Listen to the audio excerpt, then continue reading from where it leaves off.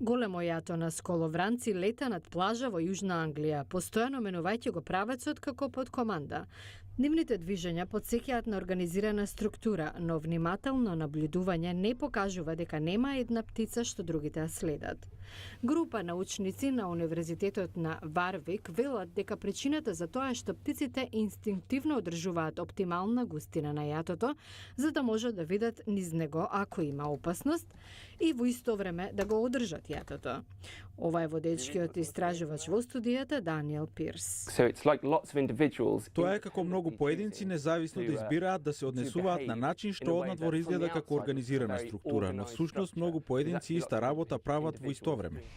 На видео снимките сколовранците бркани од птица грабливка покажуваат слично однесување. Ова натамошно е потврдено од алгоритам на компјутер што симулира јато на птици во лет.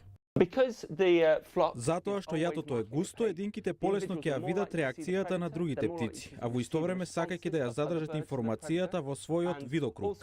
Тие секогаш се враќаат заедно во јатото, така што предаторот не може трајно да го растури јатото. Професорот по физика Метју Тарнер вели дека тоа што функционира на небото би требало да функционира и во вода.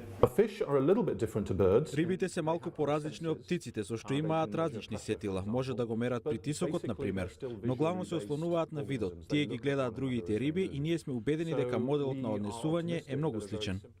Научниците велат дека сваќањето на однесувањето на птиците може да им помогне да креираат алгоритми за управување на јата од мали роботи, чија задача би била да формираат одредени форми или објекти.